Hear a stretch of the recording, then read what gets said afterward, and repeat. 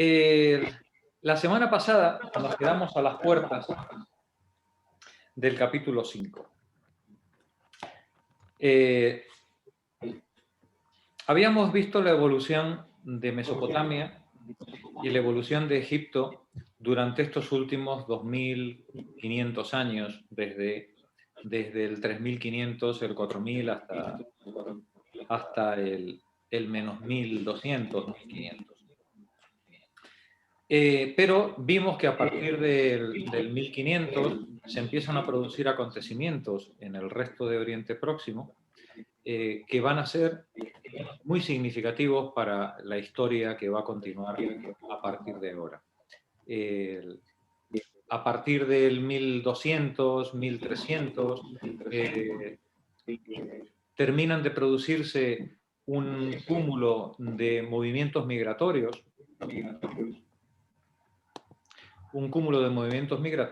en toda la región. Movimientos migratorios que vienen desde el sur, desde la península arábiga, movimientos de origen semítico, y movimientos migratorios que vienen del norte, desde las estepas de Eurasia, que son de lengua indoeuropea. Habíamos visto que estos dos grandes grupos de movimientos migratorios afectan tanto a la Mesopotamia como a Egipto de diferente manera. Pero de alguna manera todo el Oriente Próximo queda poblado, ocupado por estos movimientos semíticos de origen semita, mientras que entre el 2000 y el 1200 van a avanzar desde el norte distintos pueblos, decíamos, de lengua indoeuropea. Estos pueblos de lengua indoeuropea no solamente van a actuar sobre la península itálica, Grecia y Oriente Próximo, sino que también se van a desplazar por Irán hasta el Valle del Indo y van a ocupar, sí, no desplazar, pero sí a ocupar y en cierta medida someter a servidumbre a las poblaciones locales que van encontrándose a su paso, sobre todo las que se encuentran en el Valle del Indo. Estas dos grandes oleadas decimos que van a configurar la historia de los siguientes 1500 años y hasta la actualidad. Por un lado, esta oleada del norte va a dar lugar no solamente a los pueblos iranios y a la cultura del Valle del Indo, tal como la hemos recibido, sino que por el otro lado van a dar lugar a la cultura de la península itálica, lo que luego será Roma, y la Grecia tal como nosotros la hemos conocido. Estos pueblos van a hablar dialectos que a nosotros nos van a llegar bajo el nombre de griegos. Los otros pueblos, los que vienen de la península arábiga, decíamos, son de dialectos semíticos, y muchos de ellos van a configurar las oleadas de tribus que nosotros vamos a conocer posteriormente pues, como los pueblos de Israel, con toda la implicación religiosa y política que eso tiene para nuestros antecedentes históricos. De momento, los pueblos semitas que están ocupando entre el 1200 y el 1500 están ocupando Oriente Próximo, esos pueblos semitas son lo que se llama Canaán, la Gran Canaán, toda una enorme variedad de pueblos, de tribus y poblaciones de origen semítico enfrentadas entre sí en forma de ciudades-estado, de pequeñas corporaciones comerciales, tribus que van compitiendo por el espacio geográfico y por el poder a lo largo de toda esa región. Los egipcios vimos que se vieron afectados por varias de estas oleadas, primero los Hicsos y luego cuando llegue el 1200 por los pueblos del mar, pero mientras que los Hicsos son de origen semítico, los pueblos del mar son muy probablemente bandas, oleadas indoeuropeas, mezclas de griegos, dorios y todo lo que podía recolectarse en el Egeo para asaltar las ricas poblaciones comerciales que en ese momento había en toda la costa de Canaán. Pues bien, ese es el estado de la cuestión en el que nos quedamos la semana pasada.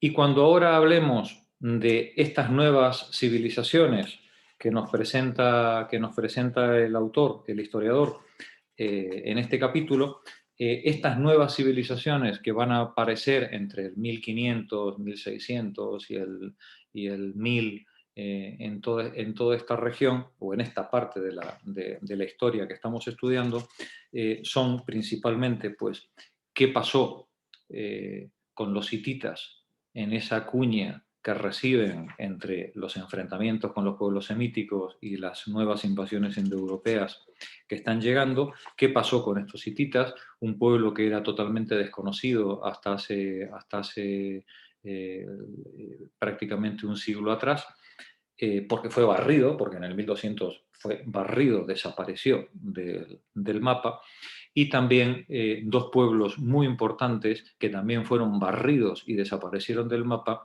como fueron el pueblo cretense, lo que llegó a nosotros bajo el nombre de civilización minoica, y la posterior adaptación, cuando la civilización minoica, probablemente en un colapso de tipo natural, algún tsunami o alguna erupción volcánica, la civilización minoica se debilita y entra en crisis, es sustituida por los pueblos griegos, por los pueblos que están habitando en el continente, es sustituida por estos pueblos, dando lugar a la civilización micénica. Esta civilización micénica va a tener muy corta vida también, durará otros 200, 300 años, tendrá de esplendor, y cuando lleguen las grandes oleadas de los pueblos del mar, que prácticamente se llevan por delante a los hititas y casi se llevan por delante a los egipcios, desde luego con la civilización micénica la arrasan.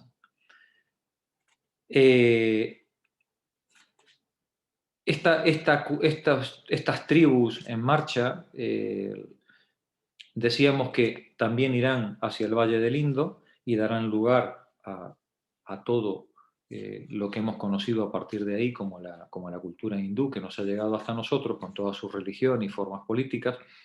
Y al mismo tiempo que se está produciendo eso, y seguramente por contaminación, o bien mesopotámica, o bien del Valle del Indo, probablemente al mismo tiempo se está produciendo el surgir de la civilización en la cuenca del Yangtze, del río Amarillo, del Yangtze, en todas las zonas cultivables de China, están apareciendo también las nuevas civilizaciones de forma muy rápida que van a dar lugar a ese otro nuevo modelo cultural que va a ser el modelo chino. Por tanto, esto que se abre a partir de ahora es un melón con varios frentes.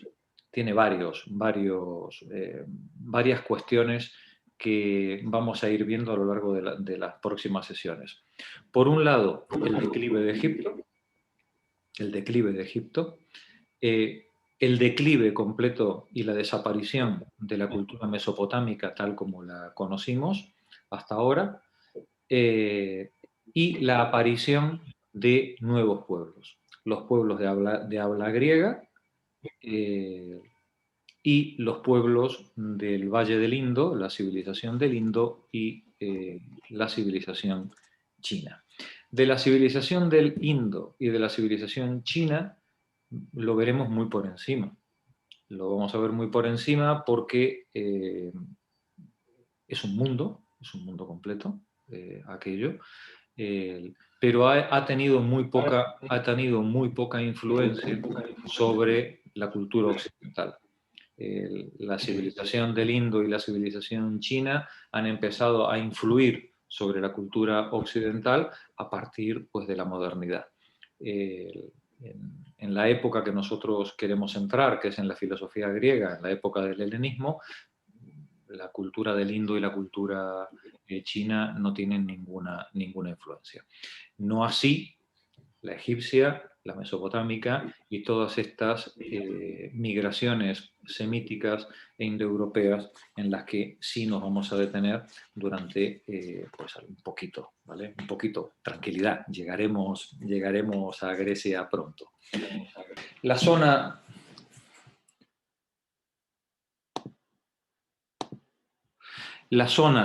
en la que nos vamos a centrar ahora durante las próximas horas es precisamente, a ver si puedo situarlo, aquí. La zona que nos interesa en este capítulo es justamente la zona que está dentro del recuadro amarillo. Como veis, desde Turquía, desde lo que hoy es Turquía, al norte de Estambul, la costa oeste de Anatolia, donde aquí en este rincón de aquí arriba vamos a encontrar Troya, custodiando el estrecho de los Dardanelos, y ya veremos a lo largo de las próximas sesiones que este paso por los Dardanelos por el Mármara hasta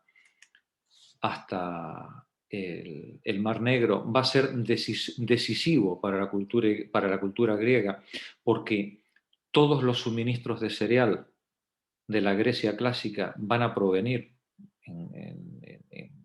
todos no, pero la mayor parte del suministro de cereal va a provenir del Mar Negro y por tanto para Grecia va a ser un lugar de conflicto fundamental y en el que van a desarrollarse muchísimos combates y muchísimas guerras de muchísima duración para poder garantizar los suministros a lo largo de este paso. Troya es el primer episodio mítico de esta cuestión geopolítica que va a representar para Grecia los Dardanelos, pero también por esta zona, por la zona de Estambul, entre Estambul y Troya, por aquí es por donde van a entrar los pueblos indoeuropeos hacia la Mesopotamia. En la zona esta del norte, del triángulo amarillo, es donde vamos a tener alojados en los afluentes, en el nacimiento del Tigris y el Éufrates, al imperio hitita, Mitanni a la derecha, y es donde los hititas se van a enfrentar a estos pueblos también indoeuropeos cuando lleguen a esta zona alrededor del 1200. Esta es la zona de la que vamos a hablar durante a lo largo de este capítulo. Sara, por favor, vamos a empezar con la lectura y vamos a ver si poco a poco me puedo ir haciendo con el sistema de mapas y con las imágenes. 5 nueve civilizaciones de Oriente y Occidente. En el tercer y segundo milenios antes de Cristo, las ideas y las formas de civilización que habían nacido en los valles fluviales del Próximo Oriente se difundieron ampliamente. Un área de esta expansión fue el propio fértil creciente. En los capítulos anteriores hemos delineado las fases del progreso en esta zona hasta el 1200 antes de nuestra era, aproximadamente. Durante este periodo, países muy lejanos que se extendían a Occidente y a Oriente habían realizado también grandes avances.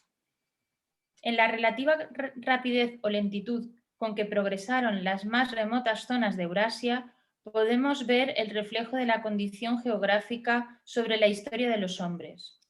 Algunos pueblos se veían obstaculizados por el medio físico que no permitía fácilmente la concentración de las poblaciones y la creación de las superestructuras sociales y políticas necesarias para el asalto a la civilización.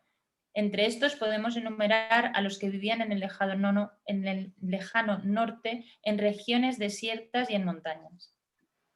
La mayoría de los habitantes de la zona templada, que se extendía a través de Eurasia desde el Atlántico al Pacífico, no estaban limitadas por rígidos confines y podían plasmar sus instituciones y modos de vida en amplia escala. Los cambios históricos de esta amplia faja dependieron en gran medida, según las épocas y de las características locales de cada población, resultantes de dos factores geográficos unidos: la ubicación de los principales centros de cultura y las principales líneas de irradiación por las que circulaban sus ideas. Alfonso, continúa tú, por favor. En resumen, las ideas procedentes de Mesopotamia y Egipto no podían llegar a los habitantes de las estepas de Eurasia o a las tribus que vivían en el desierto arábigo. Pero el Próximo Oriente no estaba precisamente aislado, ya que había importantes caminos que llevaban a Oriente y a Occidente, tanto por tierra como por mar. Una vía iba hacia el noroeste, a Asia Menor, donde florecía la cultura hitita. Otra vía, la famosa ruta de la seda del periodo más tardío, atravesaba Asia Central para llegar hasta China. En el valle del río Amarillo, la civilización se había afirmado ya en el segundo milenio. vemos entonces cómo las civilizaciones de la Mesopotamia y de Egipto estaban conectadas con todo el resto de fenómenos civilizatorios que había desde China hasta el sur de Europa. Adelante, por favor. Jorge, ¿qué página? Que me perdí. Estamos en la página 118, capítulo 5. Perfecto, ya. En la historia... Sin embargo, los caminos del mar han sido normalmente un instrumento de difusión de ideas más poderoso que el tráfico comercial y los viajes por tierra. Los transportes por agua son mucho más baratos y eficaces. Incluso en los tiempos antiguos, el transporte terrestre por medio del hombre y animales solía practicarse solo para géneros de lujo, y el riesgo de naufragio estaba contrapesado casi siempre por los peligros del bandidaje en los caminos. Mesopotamia entró pronto en contacto, a través del comercio marítimo, con el valle del río Indo, donde la civilización, ya antes del 2500, antes de nuestra era, había hecho grandes progresos, y las costas de Siria y de Egipto mantenían estrechos lazos comerciales con la cuenca del Egeo. Esto es interesante comentarlo, Alfonso. Todos estos pueblos están conectados entre sí y están conectados por vías comerciales. Sin embargo, esas vías comerciales, a diferencia de lo que podríamos nosotros imaginarnos, se desarrollaron mucho mejor las vías comerciales marítimas que las vías comerciales terrestres.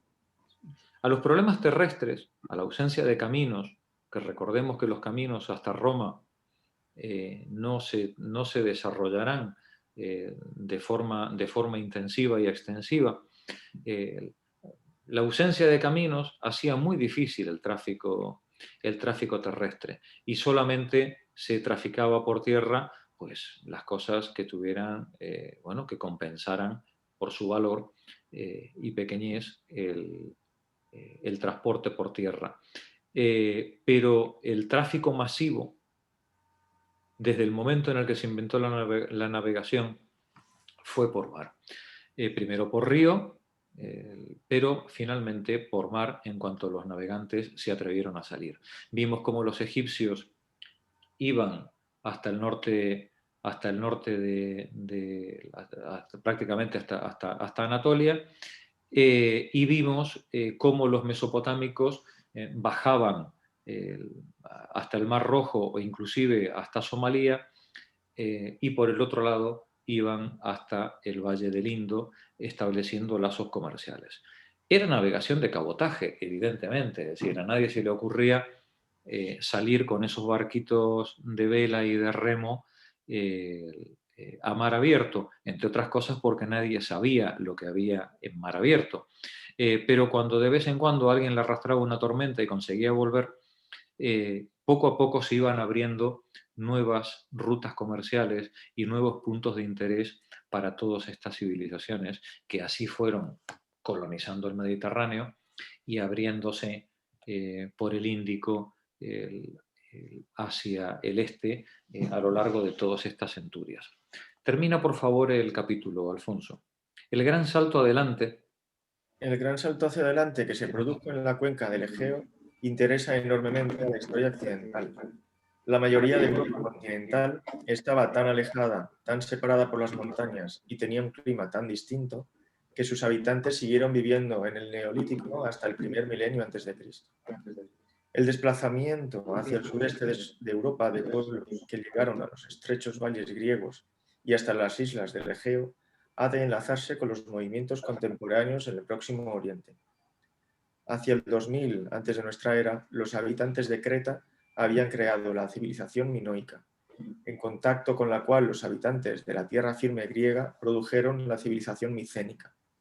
Este progreso precedió en poco tiempo al inicio de la historia griega y nos interesará después. Ahora debemos considerar los progresos de los hititas, de los indios y los chinos para tener una visión general de Eurasia hacia el año 1200 antes de nuestra era. Vale, sí. Estos minoicos que ocuparon Creta probablemente eran navegantes cananeos que llegaron hasta Creta arrojados pues, por alguna tormenta. Las corrientes marinas en el Mediterráneo van en sentido antihorario. Las corrientes marinas se presentan por el sur, por la costa africana de oeste a este, y por el norte, por la costa europea de este a oeste. Por tanto, cualquier tronco, llámese barco o lo que se quiera decir, soltado a la deriva, de forma natural, sin que nadie lo empuje, va a tender a moverse desde la costa de Canaán hacia Chipre y Creta y recorrer el norte del Mediterráneo, y cualquier tronco que vosotros soltéis en la zona de Túnez de forma relativamente natural, pues va a tender pues, a ir hacia Egipto, de donde los movimientos, luego veremos a lo largo de la historia, los movimientos migratorios que se van a producir, los movimientos de colonización que se van a producir precisamente en ese sentido, que es en el sentido fácil de la navegación en el Mediterráneo. Estos minoicos probablemente llegaron arrojados por las corrientes o por alguna tormenta desde Chipre y se instalaron allí. Y la prueba de su cultura cananea, aparte de las tradiciones culturales y mitológicas que se pueden encontrar en la isla, en Creta, está en su arquitectura.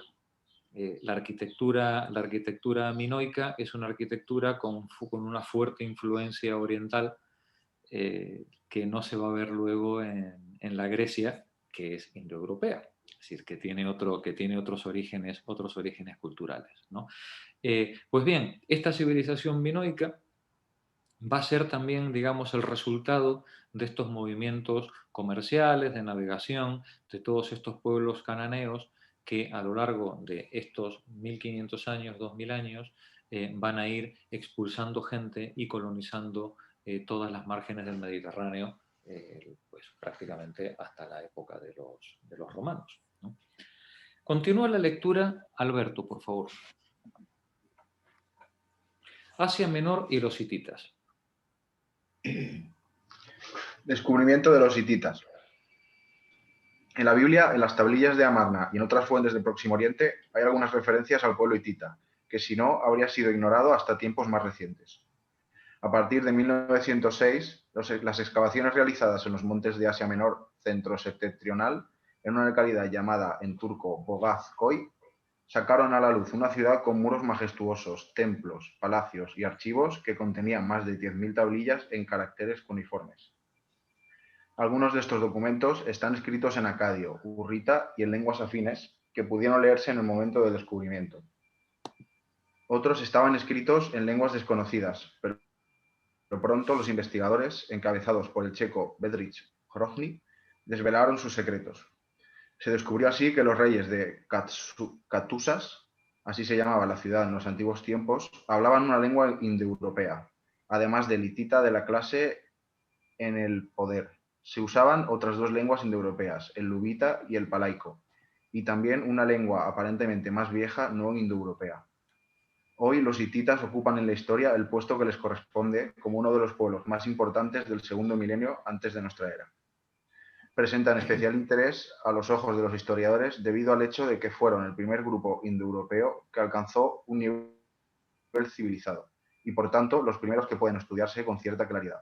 Los primeros que dejaron, entre otras cosas, claro, una lengua escrita que se pueda, en la que podamos leer qué opinaban ellos de sí mismos, ¿no? Cosa que no podemos hacer del resto de grupos tribales que eran iletrados, ¿no? Gracias, Alberto. Carlos Llorens, adelante. Como los hititas no aprendieron a escribir hasta que entraron en contacto con la civilización mesopotámica, su historia más antigua solo puede reconstruirse sobre la base de la arqueología y la lingüística. Se conviene en general en que llegaron a Asia Menor desde el exterior, atravesando probablemente las montañas del Cáucaso.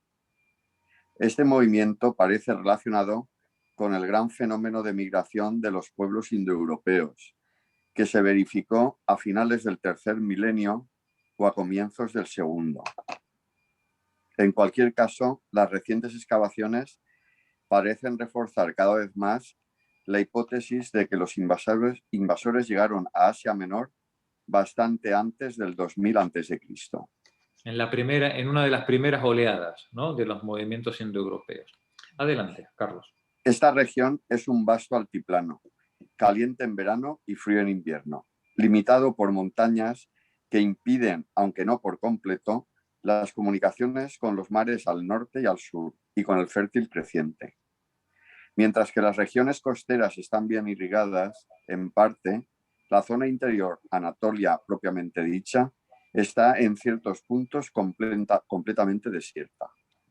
El río principal, el Halis, forma una gran asa en torno al núcleo del estado hitita y desemboca en el Mar Negro. Detente un momentito. Aquí veis, digamos, la zona del Imperio Hitita, donde tenemos a Tusa en el centro, y aquí tenemos el río, digamos, veis a la derecha el Tigris, el nacimiento del Tigris y el nacimiento del Éufrates, aquí en las montañas del norte, y a la izquierda vemos un río que se llama Kizilimark. ¿Sí? ¿Lo alcanzáis a ver? Kizilimark, aquí debajo de Hati, ¿vale? Este río hace una gran curva, una semiesfera, genera el Kizilimark.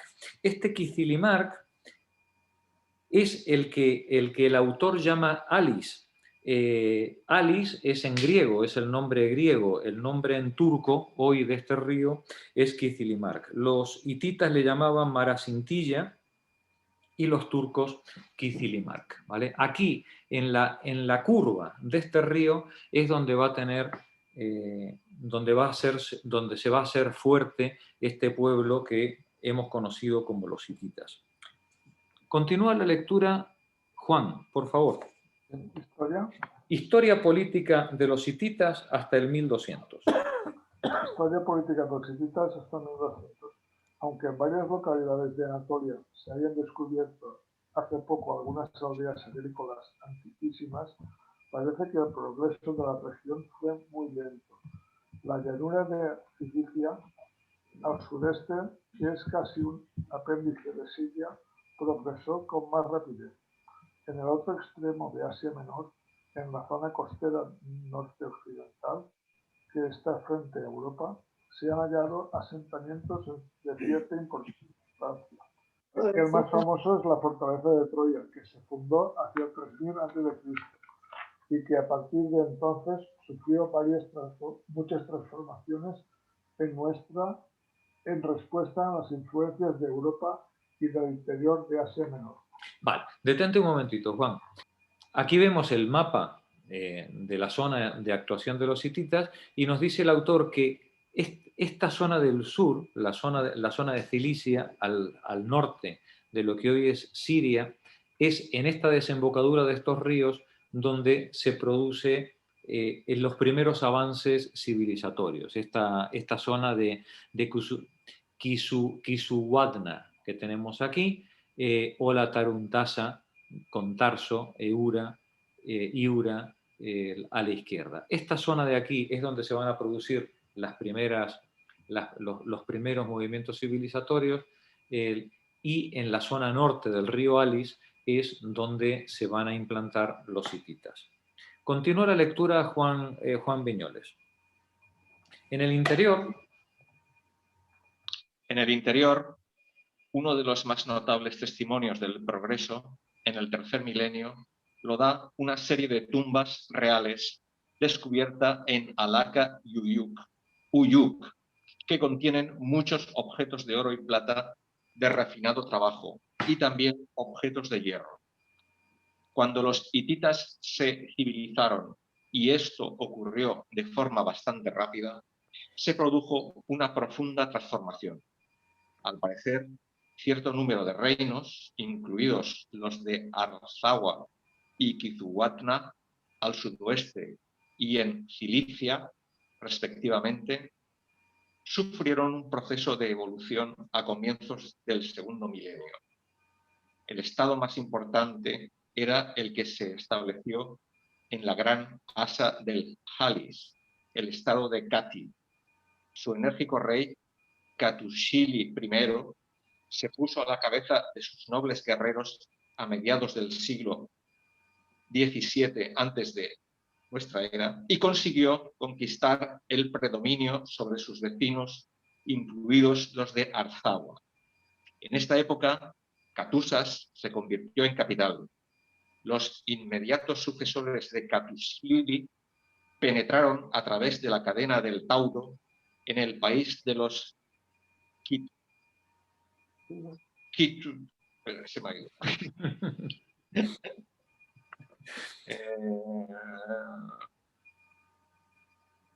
de los Kizuwatna, y el rey Mursili I, muerto en 1590 a.C., llegó incluso a saquear Babilonia. Estas devastadoras incursiones prepararon el camino para la dominación casita de Babilonia. A ver si cuando Babilonia caiga en manos de los casitas, caerá porque ya está profundamente debilitada por los enfrentamientos con los hititas. Continúa, Juan. En el siglo siguiente, la tierra de Kati. En el siglo siguiente, la tierra de Kati vivió en relativa oscuridad. Estallaron luchas palaciegas por la sucesión del trono. Los bárbaros, procedentes de la costa septentrional de la península, hacían incursiones por el sur. Los jefes guerreros gobernaban sus propios territorios, desligándose casi por completo de la débil autoridad central de los reyes. El estado hitita solo recuperó su vigor cuando se fijaron rígidas leyes para la sucesión al trono y los reyes consiguieron imponer sistemas administrativos más evolucionados, imitados de los estados más avanzados del Próximo Oriente. En la medida en la que los hititas consiguieron aculturarse a las civilizaciones mesopotámicas, pudieron precisamente sobrevivir y hacerse más fuertes. Paqui, por favor, continúa tú. En 1460... Antes de nuestra era, comienza el periodo del Imperio Hitita. En el país, los reyes gobernaban por medio de funcionarios, en vez de servirse de sus parientes y vasallos. El más antiguo Panku, comunidad de ciudadanos que tomaba decisiones reunidas en asamblea, parece que no se volvió a convocar. En las relaciones con los países extranjeros, los reyes eran lo bastante fuertes como para permitir actuar en el norte de Siria contra Egipto, los mitanios y Asiria. La marcha general de los acontecimientos concernientes a esta zona se ha delineado ya en el capítulo 4, donde vimos cómo Suppiluliuma, 1375 antes de nuestra era, consiguió conquistar el predominio absoluto sobre toda la región.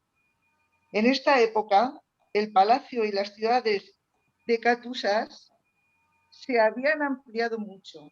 Los sucesores de Suppiluliuma perdón, No te preocupes. lograron mantener la supremacía sobre Siria septentrional, a pesar de los esfuerzos de Ramsés II. Tanto política como culturalmente, el Estado hitita tenía estructuras frágiles porque carecía de las profundas raíces de las más antiguas sociedades del fértil creciente. A finales del siglo XIII, antes de nuestra era, los reyes hititas tuvieron que afrontar los desórdenes que estallaron en las regiones meridionales y occidentales de Asia Menor, regiones que nunca habían gobernado directamente.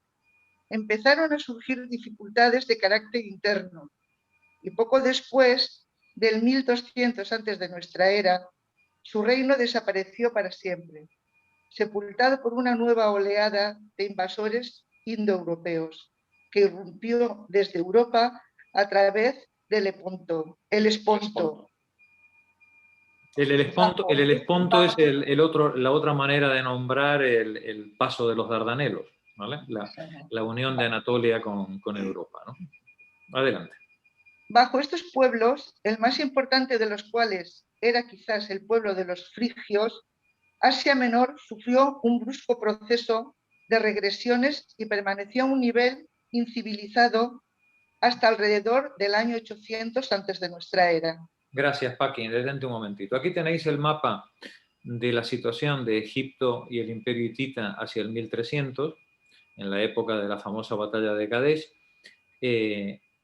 en el momento de máxima expansión de ambos imperios, ¿no? Veis que los hititas, aunque están muy centrados en el río Alis, tienen un amplio desarrollo por toda Anatolia, que va prácticamente desde la costa del mar hasta el norte de Canaán, hasta el sur de la Siria actual. Sin embargo, esta enorme expansión, por algún motivo que todavía es muy discutido, esta enorme expansión colapsa en solo 100 años después. Cuando se produce la llegada de estos famosos pueblos del mar, de estos asaltantes indoeuropeos, un imperio tan bien organizado, tan poderoso como era el hitita, se hunde, desaparece. Desaparece y junto con él desaparece toda la referencia escrita y toda la región se hunde desde Grecia hasta Anatolia, se hunde en la oscuridad de la falta de documentación y de organización política que permita mantener un registro de lo que está ocurriendo. Las civilizaciones que surjan a partir de ahora van a ser infinitamente más poderosas y más cultas que las anteriores, pero todo lo que había antes quedó barrido por este tremendo temporal de barbarie que entró por los Dardanelos hacia el 1200. Estaba leyendo Paqui, creo que Rosa no está. Sales, continúa tú, por favor. La cultura hitita. La cultura hitita.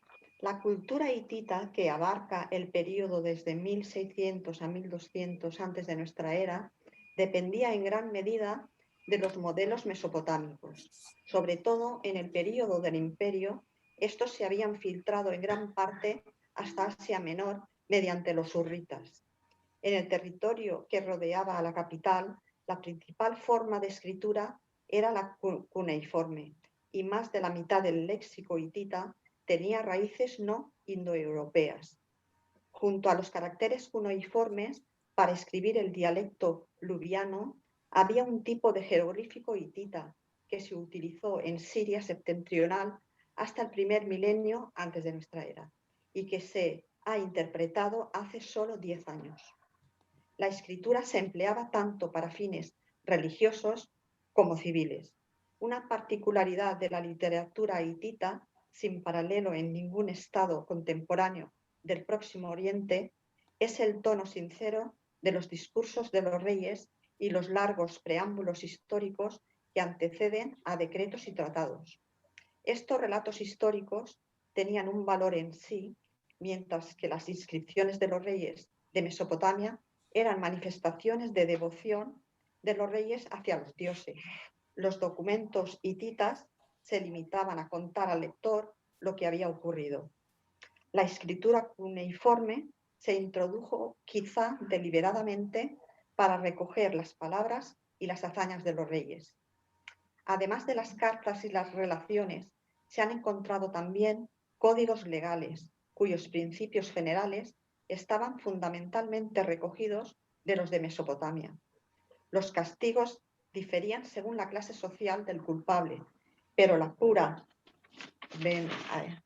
venganza y la mutilación personal no eran comunes como en el Código de Hammurabi.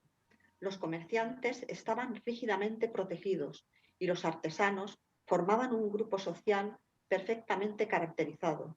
Entre estos últimos estaban los primeros herreros. Detente un momento, González. Sí. Bueno, vemos entonces cómo la cultura hitita, en su asimilación del cuneiforme, no solamente asimila el cuneiforme, sino que asimila buena parte de la cultura mesopotámica, ¿no? Entre ellas sus códigos legales. Sin embargo, no en vano han pasado 400 o 500 años desde Hammurabi. Y los códigos legales hititas son códigos legales mucho más evolucionados y mucho más tolerantes que lo que habíamos visto antes en época de Hammurabi. No obstante, continuamos ante un tipo de organización en el cual el artesanado sigue estando fuertemente vinculado a la política y nos dice los comerciantes estaban perfectamente protegidos y los artesanos formaban un grupo social perfectamente caracterizado. Entre estos artesanos estaban los primeros herreros. Y cuando hablamos del hierro, estamos hablando del final del bronce. Estamos hablando de un cambio civilizatorio, yo qué sé, similar al de la energía atómica, yo qué sé, ¿no? Es decir, al de la máquina de vapor, es decir, es una revolución cultural, porque el hierro que hasta ese momento se presentaba o solamente era accesible en forma meteórica, por primera vez alguien en la zona del Imperio Hitita consigue la fórmula, la manera de obtener metal de hierro a partir del mineral, a partir de los minerales. Y no a partir de la forma meteórica como se podía encontrar hasta ese momento. Hasta ese momento, el hierro, en toda la época del bronce, el hierro claro que existía y la gente lo conocía al hierro, pero el hierro era muy escaso. Y como era muy escaso, lo tenía muy poca gente, era un objeto prácticamente suntuario. Y al tenerlo muy poca gente, pues no podía configurar un modo de producción de ninguna manera. A partir del 1500 empiezan a desarrollarse las técnicas, primero de la mena, primero obtener la mena a partir del mineral basto, y de esa mena ir consiguiendo concentraciones del metal pues cada vez más puras. En el momento en el que estos pueblos fueron capaces de desarrollar la tecnología que les permitiera obtener el hierro a partir de su fuente directamente mineral, cambió la historia. Los escudos de bronce no podían hacer nada contra las puntas de lanza de hierro. Las espadas de bronce no podían hacer nada contra un escudo de hierro. El hierro cambió la relación de fuerzas en toda la región. Ese desarrollo tecnológico aparentemente lo tuvieron los hititas en la región por primera vez. Y ese desarrollo tecnológico marcó la diferencia de una vez y para siempre para todos estos pueblos. Acabó la edad del bronce, el bronce se siguió utilizando porque era lo que todo el mundo sabía manejar, pero quienes a partir de ese momento controlaron la política y el poder era la cultura del hierro. Empieza una nueva era. Estaba leyendo Sales. Amalio, continúa tú, por favor. Decíamos que los hititas dieron lugar a los primeros herreros. Otras tablillas contienen documentos de carácter religioso. Las ceremonias religiosas de los reyes entrañaban gran número de ritos. Los hititas heredaron de Mesopotamia muchas creencias referentes a demonios, encantamientos y auspicios. También se han encontrado mitos, algunos procedentes de Mesopotamia, como la epopeya de Gilgamesh, que se encuentra tanto en la lengua hitita como en el dialecto hurrita. Otros tienen raíces hurritas, como la leyenda de Kumarbi, padre de los dioses, que fue derrotado y castrado por su hijo.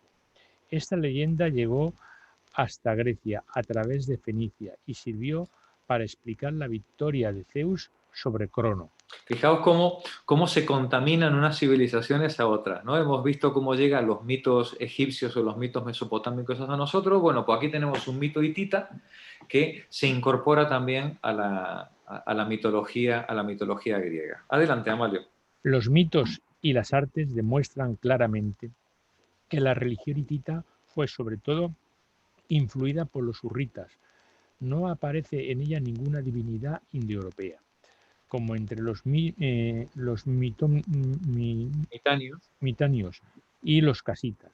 La roca grabada, la grieta rocosa de 2 millas de Katusa, llamada hoy Yazilikaya, es totalmente de estilo hurrita. Entre las paredes están esculpidas grandes procesiones de divinidades masculinas y femeninas.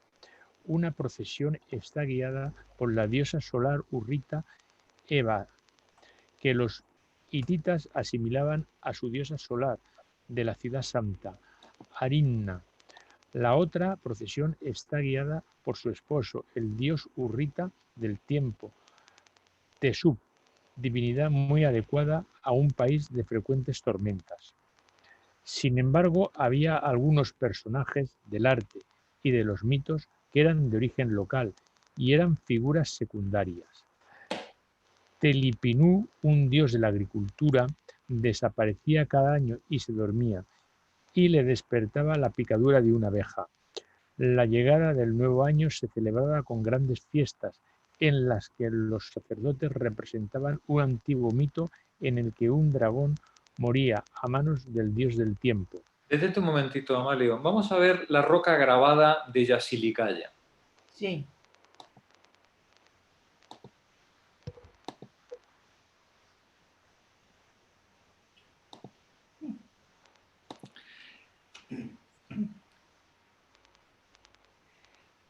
Esta roca es un enorme santuario. Es un enorme santuario como Peña Cortada, aquí en Valencia, pero salvando las distancias. Es un enorme santuario de muchos cientos de metros, en el cual en época hitita se grabaron las paredes con todo tipo de representaciones. Estas son las representaciones que dice el autor que son de origen hurrita, ¿no?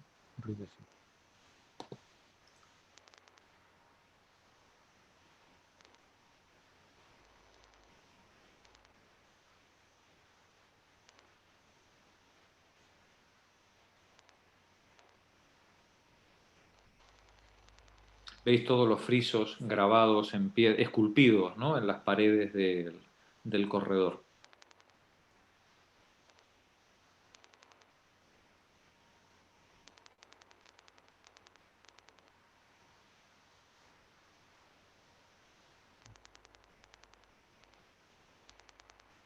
Claro, esto es muy primitivo en comparación con lo que hemos visto 1000 años antes en Mesopotamia, ¿no? Sí, pero es que si coges, por ejemplo, el estandarte es el mismo que el de... Bueno, la procesión, estas son las procesiones que se representaban tanto en Egipto como en Mesopotamia. Claro, o sea, claro. El formato es el mismo. El formato es el mismo. Lo que pasa es que esto es de una rusticidad, que llama la atención 1000 años después, ¿no?, de lo que hemos visto en Egipto o en Mesopotamia, ¿no?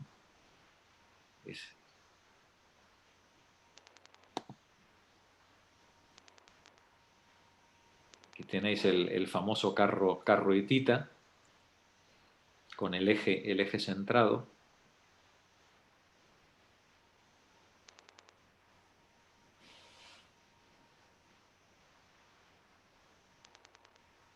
Veis que parece mentira que estemos en el 1500, ¿no? Después del esplendor que hemos visto en el otro tipo de grabados, tanto mesopotámicos como egipcios, ¿no?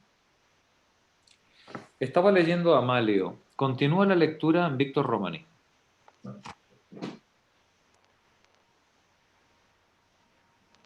En la técnica y en los temas del arte hitita.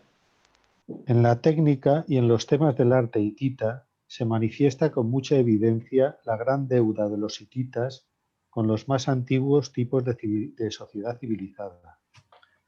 Algunas historias en la roca, en las que a menudo se representa al rey mientras adora a su divino protector, y las figuras de animales y las divinidades protectoras que flanquean las puertas de la ciudad, denuncian un arte tosco que no tenía la menor posibilidad de elevarse por encima de su nivel provinciano. Los hititas no eran capaces de desarrollar una cultura propia y original. Para el historiador, el aspecto más sugestivo de su historia es que demuestra lo difícil que les resultaba a los elementos invasores, no digamos abrir nuevos caminos, sino simplemente absorber la civilización que encontraron en el Próximo Oriente. Claro. Nos dice el autor, dice, lo que al historiador nos llama la atención, dice él, es ver lo difícil que era para un pueblo invasor. Uno dice, qué fácil, si es solo copiarlo. Bueno, pues no. Pues claro, copiar algo tan avanzado como lo mesopotámico o como lo egipcio, desde luego no era para el paladar de cualquiera. Y para los pueblos invasores, por mucha voluntad que pusieran, pues no siempre estaba a su alcance el poder asimilar, el poder hacerse con esa tremenda riqueza que se había desarrollado en Mesopotamia o Egipto, ¿no? Pues bueno, pues hacen con ella un poco lo que pueden, ¿no? Pero evidentemente esto que hemos visto está muy lejos del esplendor de esos 1000 años anteriores, ¿no? El mismo Hammurabi, ¿no? la misma Babilonia, ¿no? Está tan lejos esto otro que es difícilmente comparable. Bueno,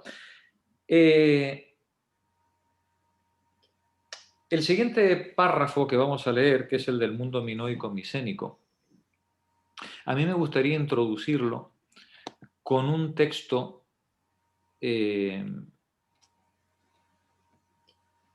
que me gustaría que leyéramos juntos. Creta y Chipre como expansión del comercio cananeo. Adelante, Víctor. Por el 5000 antes de nuestra era, Jericó era ya una ciudad desarrollada, formada por casas individuales con varias habitaciones cada una y con pisos de yeso en vez de tierra prensada. ¿Se me corta? Vale. Probablemente había también otras ciudades en Canaán por entonces. Canaán debe de haber prosperado no solamente porque era un punto intermedio. Estar en el medio tiene ventajas tanto como desventajas. La civilización cada vez más compleja del Tigris y el Éufrates fabricaba objetos que no se fabricaban en el valle del Nilo e inversamente. Canaán pudo recibir objetos de ambos y servir como centro de intercambio. Había tierras al norte, en la península de Asia Menor, que también contribuyeron con artículos para el comercio. Naturalmente, el pueblo de Canaán hizo todo lo que pudo para hacer pasar los artículos al precio de un sustancial beneficio para él. En otras palabras, se hicieron comerciantes. El nombre mismo de Canaán quizá provenga de una palabra de la lengua de ese antiguo pueblo que significa comerciante. Los comerciantes, por lo general, son prósperos y además de una civilización avanzada. Al disponer de los productos de muchas culturas, pueden escoger entre ellos y beneficiarse con todos. Esto ocurrió ciertamente en la tierra de Canaán, que prosperó mucho en la época neolítica. Y desde entonces hasta hoy, cuando a alguien le decís que es un fenicio, ¿no? quiere decir exactamente pues eso, ¿no? Pues que es un comerciante, ¿no? Pues alguien pues, con ciertas habilidades y dotes para el intercambio de no equivalentes, ¿no? En términos marxistas. Continúa, por favor. La edad del bronce. La edad del bronce. Un producto que indudablemente entró en Canaán del exterior fue el metal. Algunos metales a veces se hallan en estado natural. Pueden encontrarse pepitas de cobre, plata y oro, así como ocasionales trozos de hierro allí donde han caído meteoritos. El oro era bonito, pero muy raro y demasiado blando para ser usado de otro modo que como ornamento. La plata no era mucho mejor y no era tan bonita. El hierro era demasiado duro para ser moldeado con las técnicas de la época neolítica. En cambio, el cobre era bastante blando como para forjar con él una punta de lanza y suficientemente duro para ser utilizado durante un tiempo antes de embotarse su filo, después de lo cual podía ser afilado nuevamente. Gracias, Víctor. Cristina, continúa tú, por favor.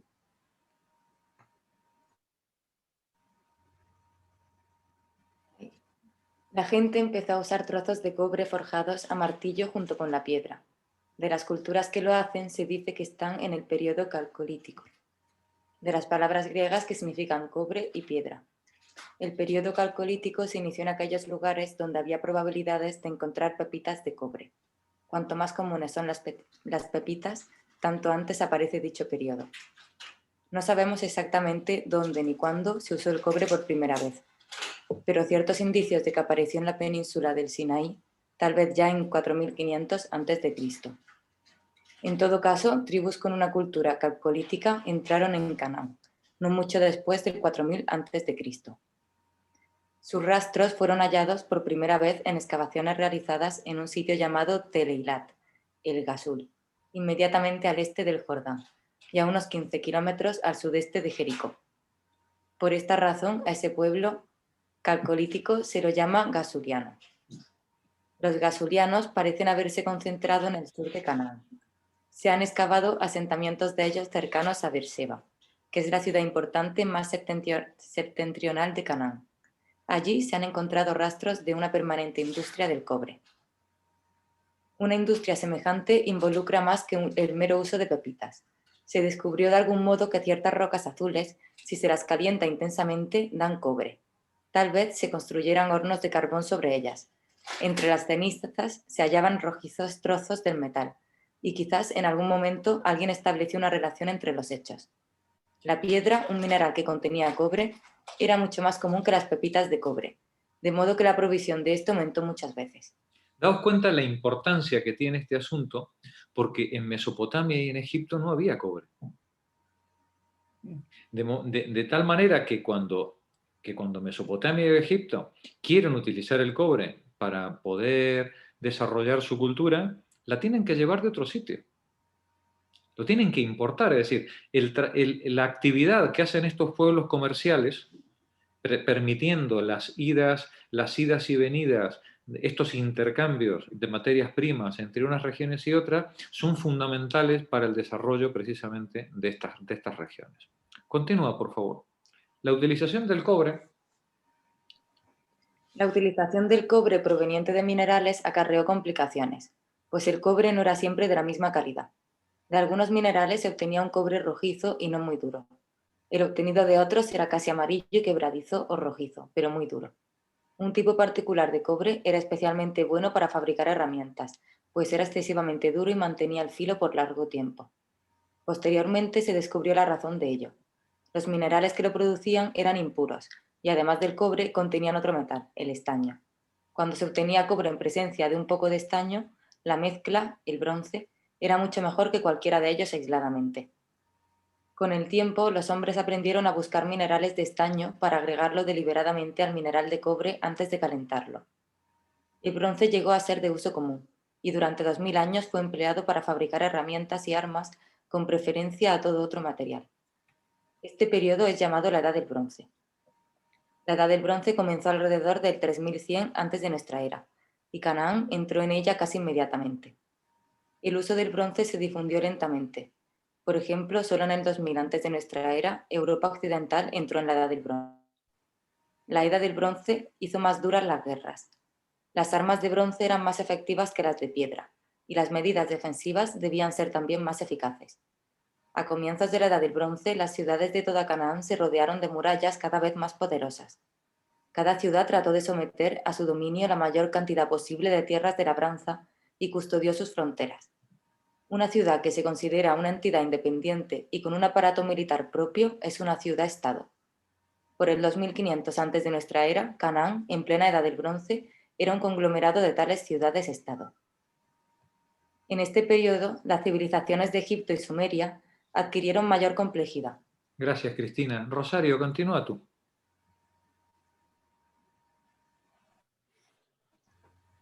Sumeria, por el 3100 antes de nuestra era, había creado el arte de la escritura, una especie de código pictográfico en virtud del cual todos se ponen de acuerdo en que ciertas marcas representarán a determinadas palabras o ideas.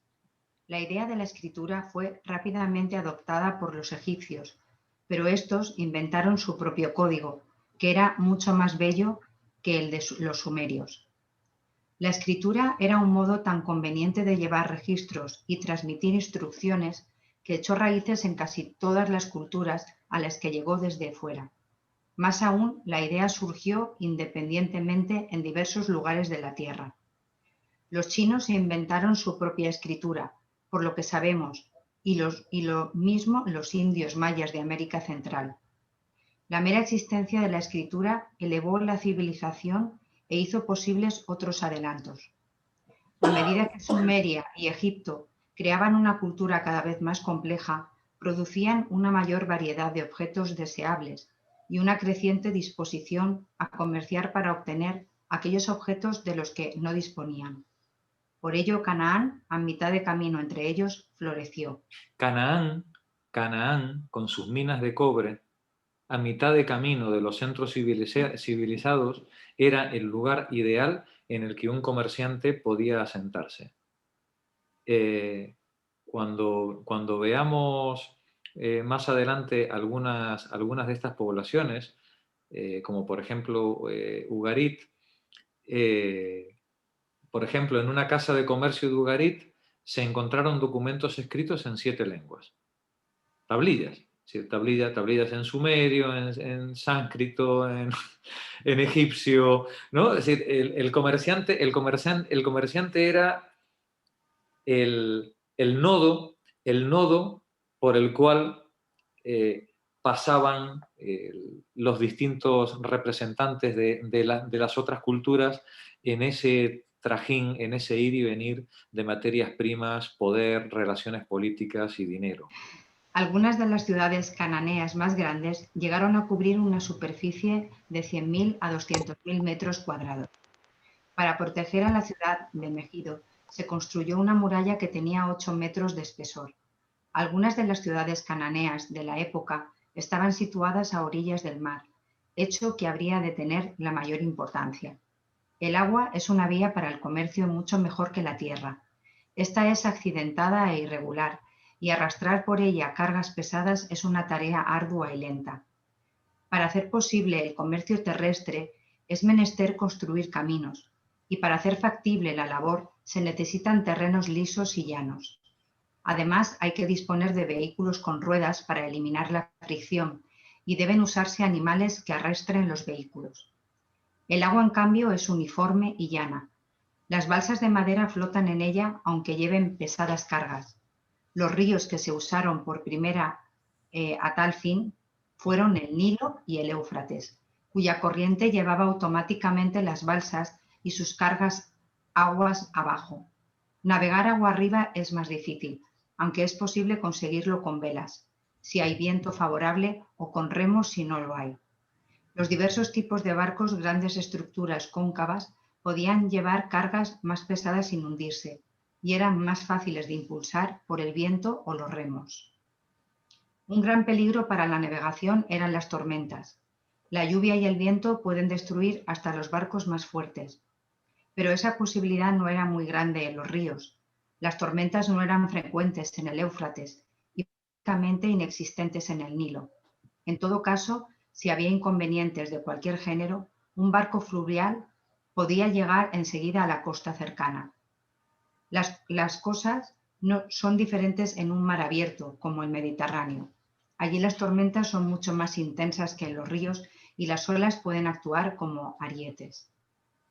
Además, un barco puede estar a muchos kilómetros de la costa más cercana cuando se adentra en el mar.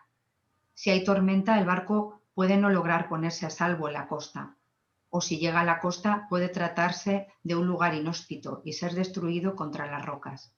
Gracias. Mercedes, tú misma. En resumen, los barcos usados para navegar por el mar tenían que ser diseñados más cuidadosamente y correr riesgos mayores que los usados para navegar por ríos. No es sorprendente, pues, que la navegación por mar fuese muy posterior a la navegación fluvial y que cuando finalmente los barcos se aventuraron por el mar tendieran a navegar muy cerca de la costa. Sin embargo, también era grande la tentación a internarse en el mar. Egipto, por ejemplo, tenía gran necesidad de madera para la construcción, pero ya en 3000 antes de nuestra era los bosques habían sido cortados y había poca o ninguna madera en la tierra.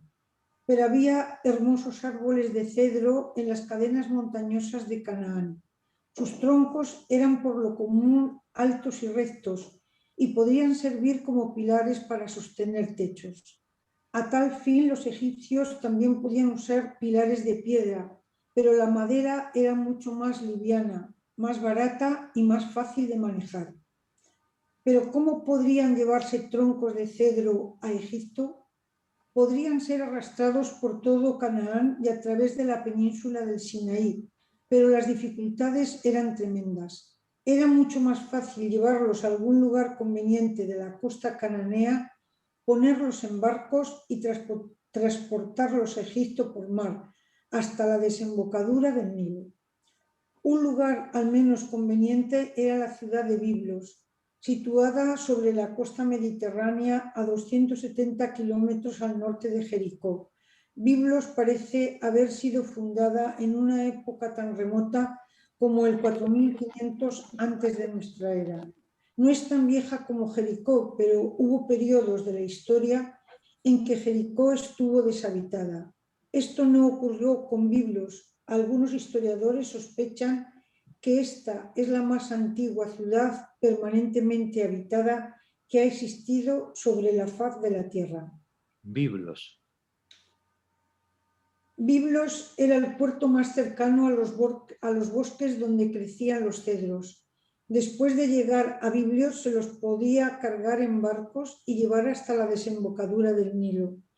Esta se hallaba a 400 kilómetros al suroeste, pero puesto que los barcos se ceñían cuidadosamente a la costa, el viaje era de 650 kilómetros. Detente un momentito, Mercedes.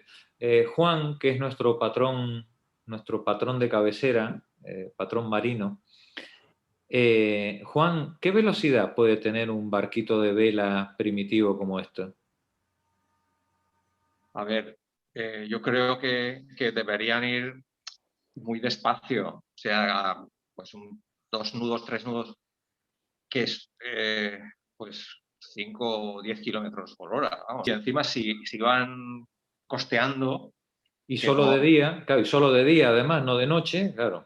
Sí, pues claro. Y tendrían que tener sitios para abrigarse si en caso de tormenta o alguna cosa. O sea que les compensaba porque los troncos deberían ser muy grandes y claro, eso meterlo por tierra, eso debe ser imposible.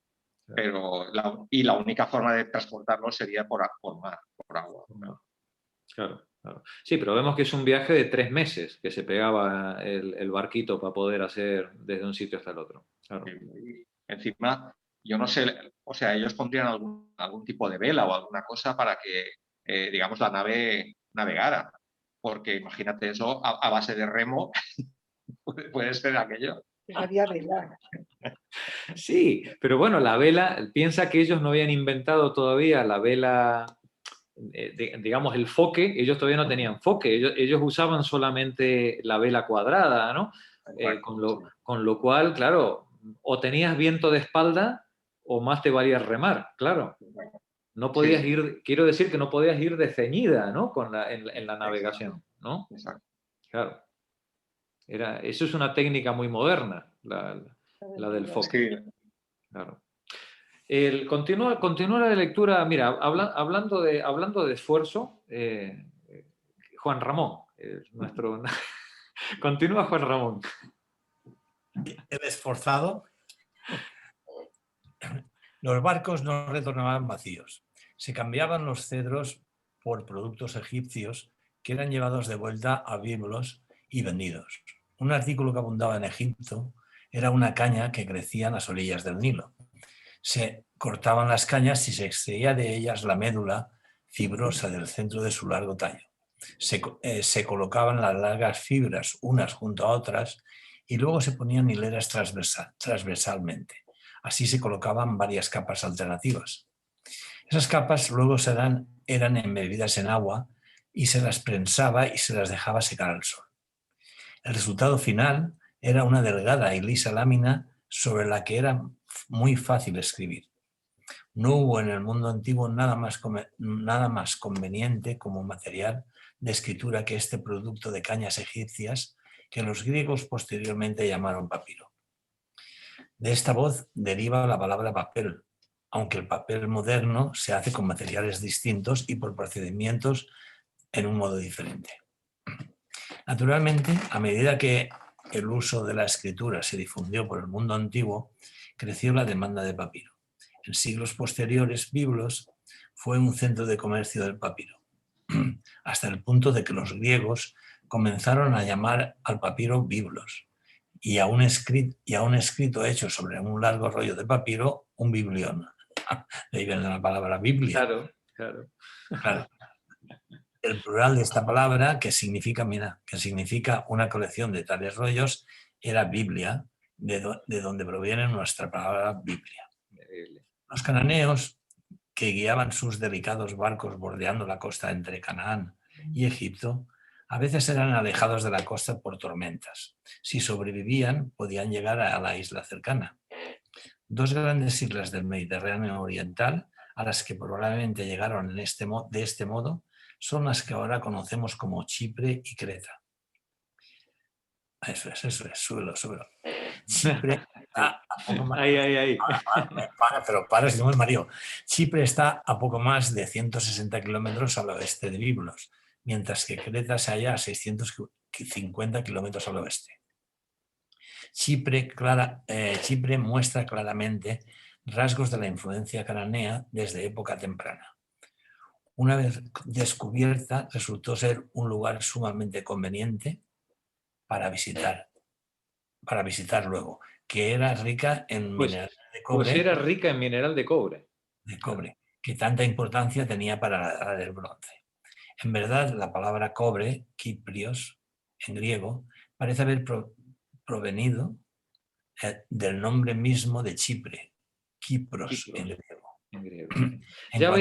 Ya veis, Juan Ramón, como dicen en el cuento, todo va encajando. Sí, todo va todo va encajando, ¿no? Sí, resulta que tenemos mucho más que ver con un cananeo de lo que nos imaginábamos, ¿no? Estos moros. Le llamamos moros y de todo. Adelante. En cuanto a Creta, los griegos, en un periodo muy posterior de su historia, tenían un mito sobre la manera como Creta fue colonizada. Decían que su dios principal, Zeus, se enamoró de una princesa de una ciudad situada sobre la costa cananea, adoptó la forma de toro blanco e indujo a la princesa a que se montara sobre él. Cuando la joven lo hizo, se sumergió en el mar y nadó hasta Creta, que se pobló desde entonces con los descendientes de ambos. El nombre de la princesa era Europa, y según el mito que de él deriva el nombre del continente. ¿vale? Es decir, el toro, Zeus convertido en toro blanco se llevó a la princesa cananea y esa princesa cananea, o casualidad, se llamaba Europa. Termina la página, por favor. Termino. Este mito quizás sea vago, sea un vago recuerdo del hecho de que los comerciantes cananeos desembarcaron en Creta y contribuyeron al desarrollo de la civilización de la isla.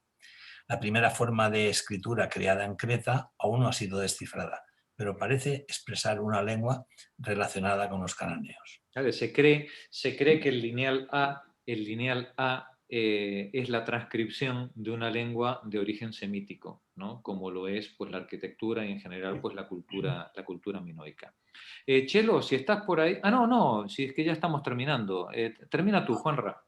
Sea como fuere... Ya como fuere, por el 3000 menos 3000, Creta entró en la Edad del Bronce, por influencia de Egipto tanto como de Canaán y la isla fue la sede de la más antigua civilización europea.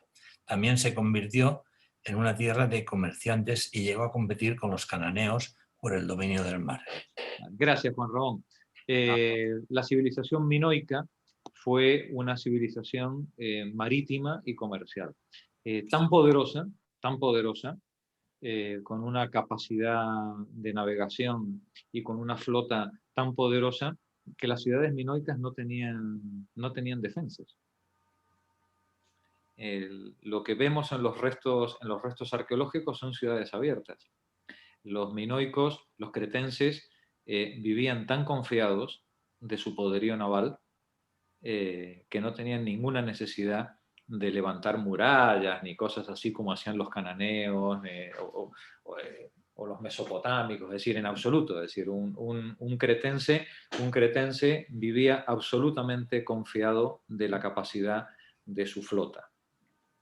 Bien, y entramos en el mundo minoico. Chelo, por favor, página 123. El antiguo Egeo. El antiguo Egeo, 6000 menos 1600 antes de nuestra era. La otra civilización que surgió a occidente del fértil creciente, aunque comparable con la experiencia hitita, es más interesante por su originalidad. A comienzos del segundo milenio, la cultura minoica de la isla de Creta había alcanzado un alto nivel y fue imitada por la tierra firme griega, dando origen a la cultura que se denominó micénica. Mientras que el mundo hitita vivió y desapareció sin dejar huellas sobre las siguientes épocas, la amplia influencia del pensamiento minoico y micénico tuvo una gran importancia para los orígenes de la cultura griega y sentó los cimientos de la cultura occidental. Creta y Grecia se asoman al mar Egeo. Esta masa de agua, rodeada por tierras, separa Europa de Asia y al mismo tiempo une la península de Grecia con las islas de la costa de Asia Menor. Esta posición geográfica tuvo duraderas consecuencias en la historia de los pueblos que habitaron a lo largo de la cuenca del Egeo. Por una parte, los pueblos que llegaban de Europa se veían obligados normalmente a detenerse allí.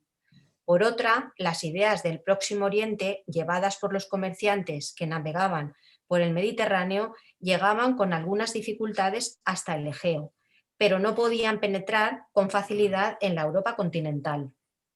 La región estaba habitada desde el Paleolítico, pero solo en el sexto milenio antes de nuestra era aparecen asentamientos de cierto relieve, con las primeras aldeas agrícolas.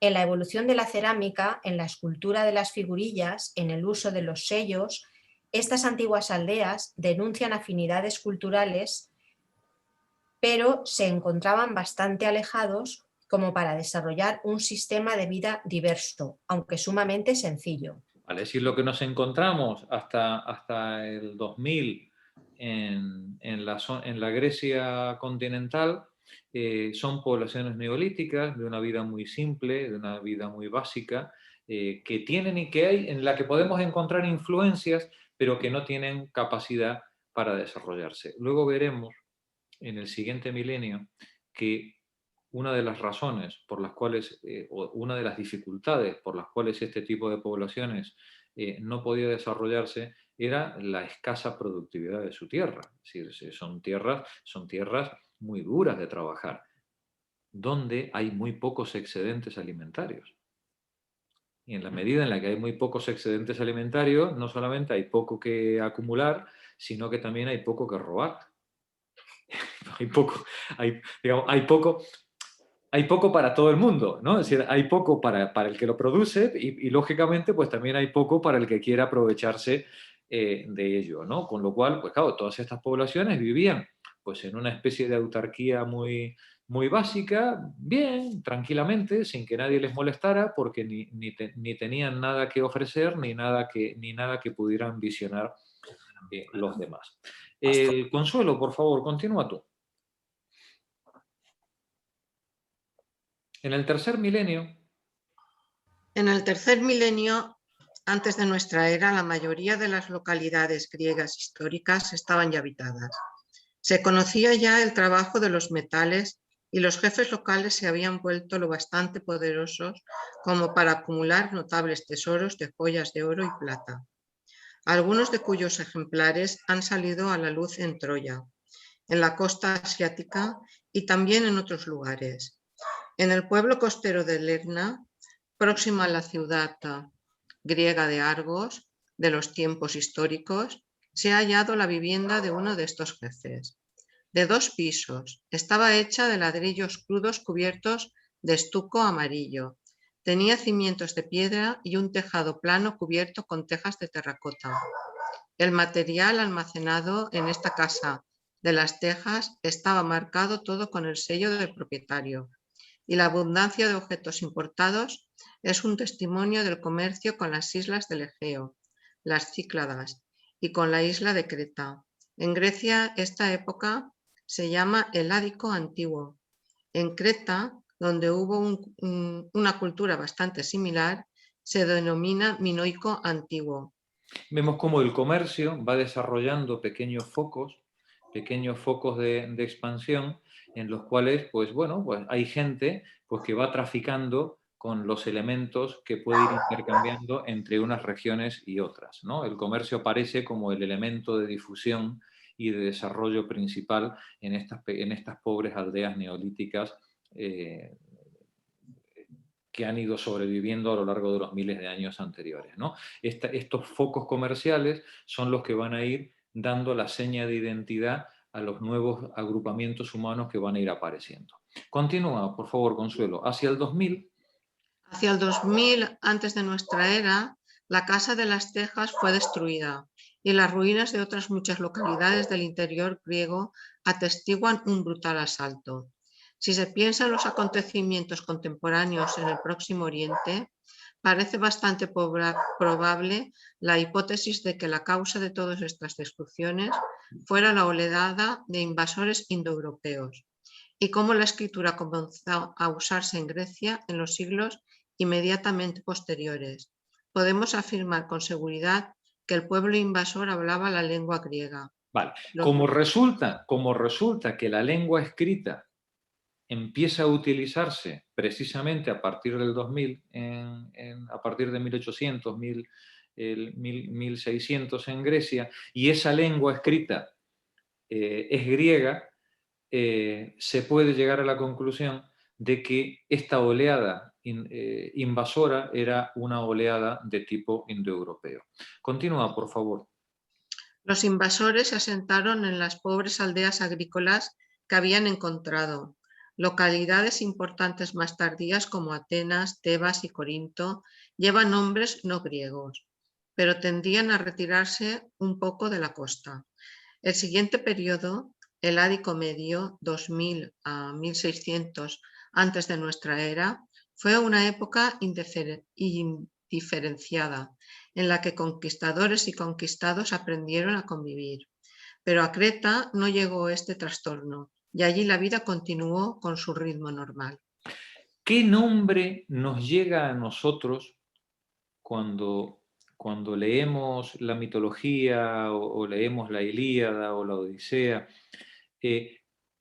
¿Con qué nombre designan los poetas griegos a los autóctonos de Grecia? les llaman pelasgos. Los pelasgos son el nombre con el que estos indoeuropeos, estos invasores, designaban a los autóctonos.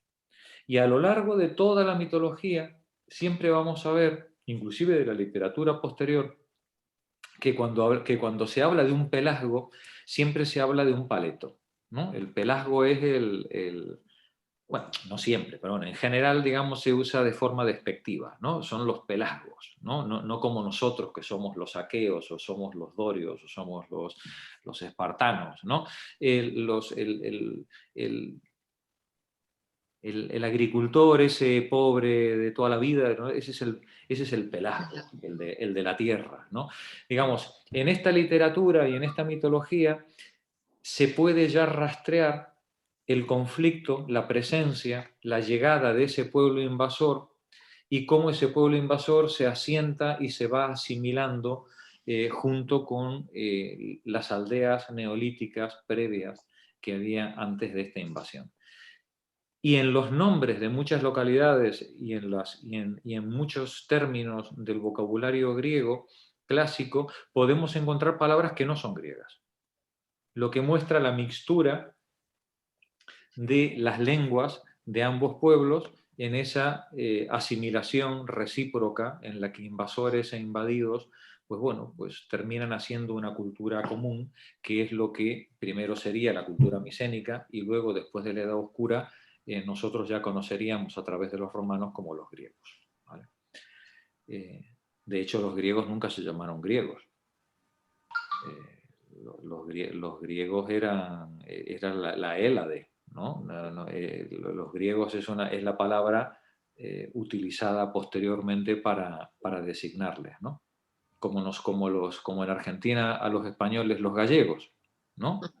Que todos los españoles son gallegos, pues para los romanos todos los que venían de la Hélade eran todos griegos, ¿no? Que seguramente pues sería una tribu de alguna de las colonizaciones primeras y que ya le quedó como nombre genérico para toda la región, ¿no?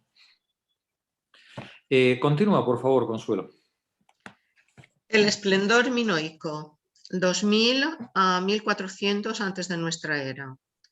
Aunque no existía ninguna prueba de que Creta sufriese una invasión en el minoico antiguo, estuvo abierta a las influencias de muchos países. Los hallazgos arqueológicos prueban que a la isla llegaban objetos e ideas desde Asia Menor, Egipto y las Cícladas. En el periodo minoico medio, 2000 a 1570 antes de nuestra era, en la zona central y oriental de Creta floreció una civilización tan urbana y refinada, de un gusto tan nuevo que desde su descubrimiento hace 60 años casi se la ha mitificado. Detente un momentito. El libro este está escrito en 1970 y nos dice el autor, desde su descubrimiento hace 60 años, allá a principios del siglo XX, el descubrimiento de esta civilización se ha mitificado.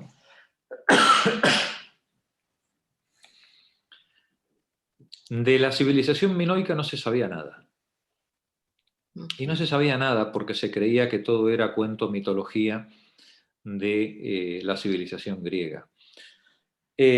A principios de siglo, a finales del siglo XIX y principios del siglo XX, varias excavaciones dieron primero con los palacios de Noxos, ahí en Greta, y luego finalmente las excavaciones de Schliemann dieron con las de la civilización micénica, la famosa máscara de Agamenón y todo esto de la ciudad de Micenas en el continente griego. Pero también será el mismo el que habría empezado antes la excavación de Troya en base a la lectura de Homero. Es que es asombroso, es decir, que un tío leyendo Homero se embarque en una expedición a buscar las ruinas de algo como Troya. Os he pasado la biografía de los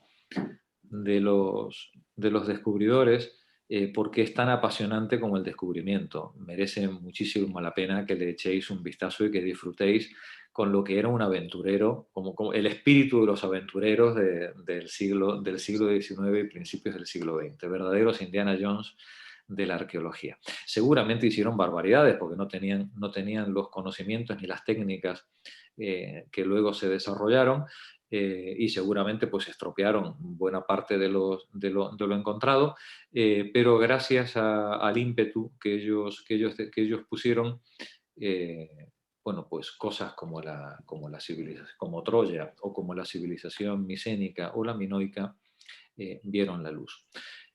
No obstante, la civilización minoica y la micénica fueron un enigma hasta 1950. Porque la escritura de estos dos pueblos era absolutamente ininteligible. Recién a partir de 1950, con los descubrimientos, con los trabajos de Ventris, de Michael Ventris, del arquitecto, que os hablé la semana pasada, recién a partir de 1950, cuando Ventris, sobre la hipótesis de que la lengua micénica, el lineal B, sea una transcripción de lengua griega, recién a partir de entonces el lineal B pudo ser traducido y pudimos entrar en los documentos contables de los palacios y descubrir cómo era el modo de vida de esta gente. No así del lineal A. Por lo tanto, sabemos mucho del pueblo micénico y seguimos ignorándolo casi todo o en gran medida del mundo minoico. Os quiero poner unas fotos para que nos hagamos una idea de qué estamos hablando cuando hablamos de mundo minoico o micénico-minoico, que a veces no es fácil,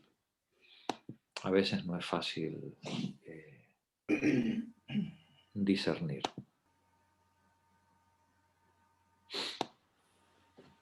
Aquí tenemos un fresco típico minoico de Noxos, creo que es, donde tenemos un espectáculo taurino.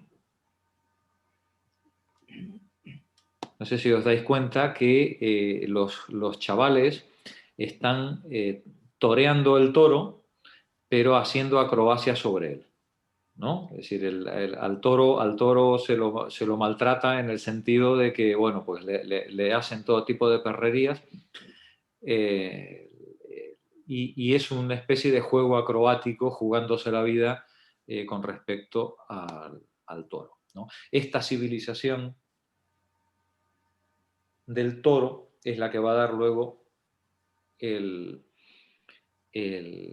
mito del Minotauro, del laberinto, etcétera, etcétera. Luego veremos que el laberinto probablemente es una mitificación de los palacios minoicos.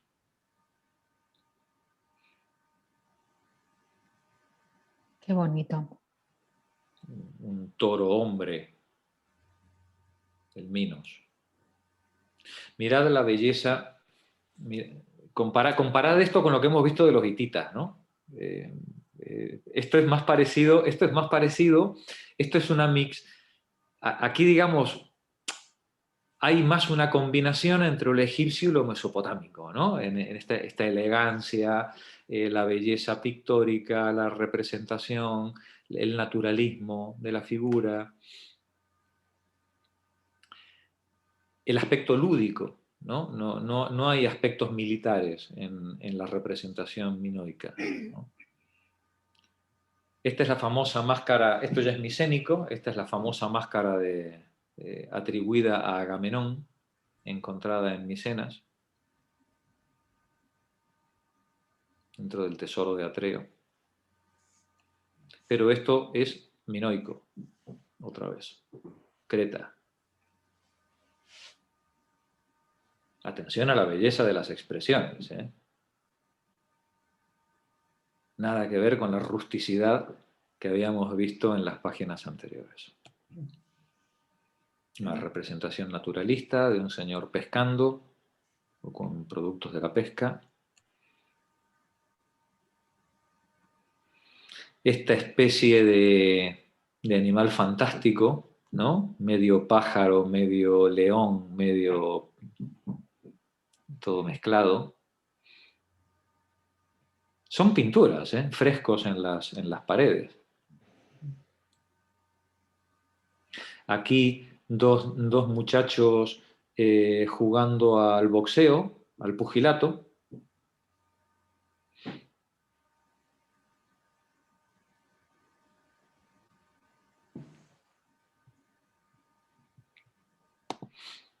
Aquí podéis ver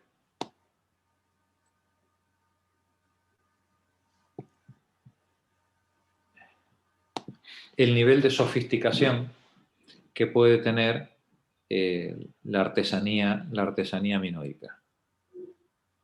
Fijaos, en este caso, en este muñequito, la capacidad de expresión del movimiento, ¿no? En este caso de este hombrecito saltando el toro, seguramente, ¿no? En su posición original. Es una magnífica expresividad corporal, ¿no? Muy difícil, muy lejos de la rigidez de las representaciones a las que estamos acostumbrados en el resto de civilizaciones que hemos visto hasta ahora, ¿no?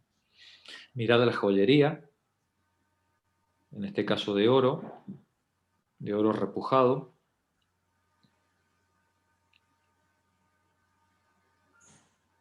Los grabados.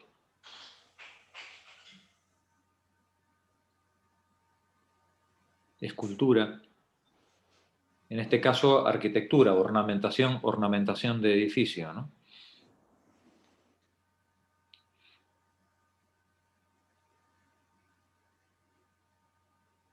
Joyería.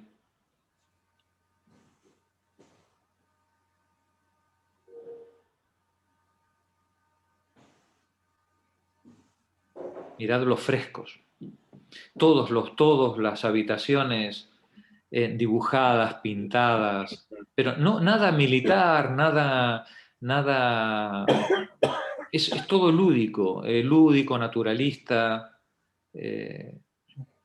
para hacer feliz a la gente, para hacer feliz a los habitantes que viven ahí, a la gente que vive en el sitio. Mirad la empuñadura del cuchillo. Cerámica.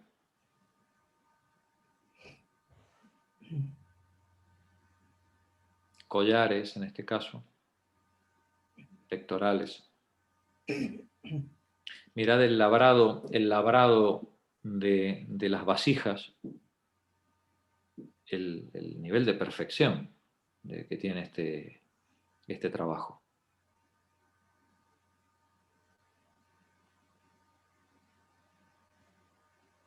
Las pinturas de las habitaciones, todo con un fondo naturalista, lúdico.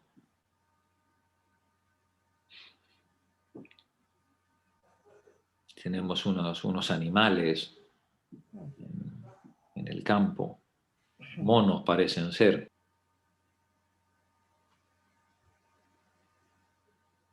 Fijaos qué trabajo tiene el anillito, ¿no?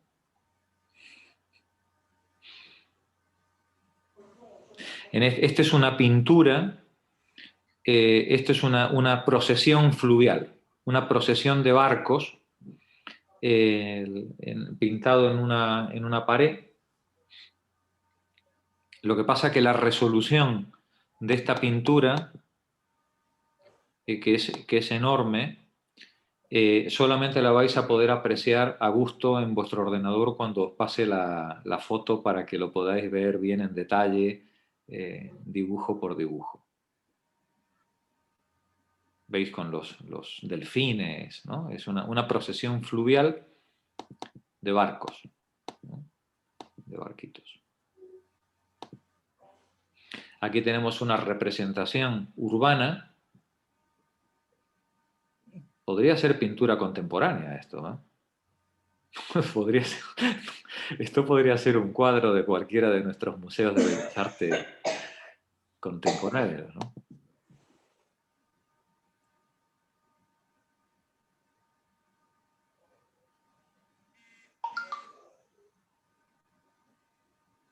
Pensad que faltan 1000 años todavía para que Atenas alcance su esplendor, ¿eh? Estamos hablando del 1500, 1600, Palacio de Noxos, civilización minoica, antes de su derrumbe. Si faltan 1000 años para que Grecia empiece a formar parte de la historia.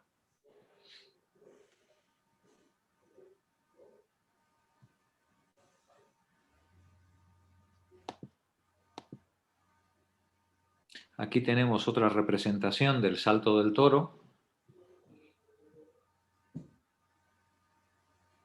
Este toro ya es un Miura, ¿eh? Este ya no es una vaquilla, este ya tiene un cogote recio. Aquí tenemos otra representación del Salto del Toro.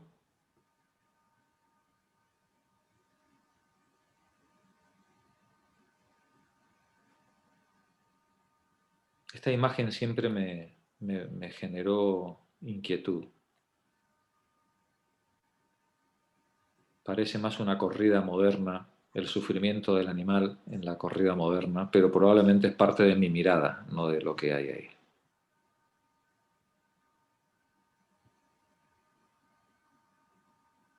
Mirad el trabajo de las vasijas, cómo anticipa lo que va a ser luego la cerámica griega.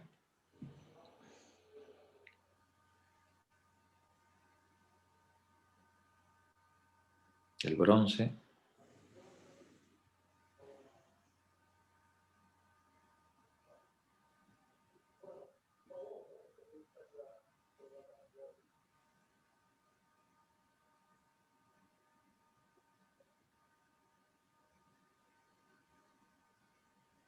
Fijaos este anillo, está muy ampliado, esta imagen está muy ampliada, es un anillito muy pequeño. Mirad el trabajo de detalle que tiene, las posturas corporales de la lucha, los miembros de cada uno de los personajes perfectamente definidos.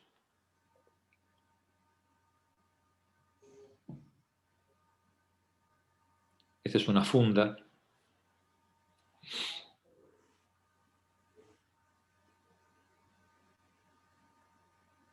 Otro anillo, en este caso en bajorrelieve. El toro y el muchacho saltando encima de él. Lo tenéis dibujado en el anillo, en bajorrelieve.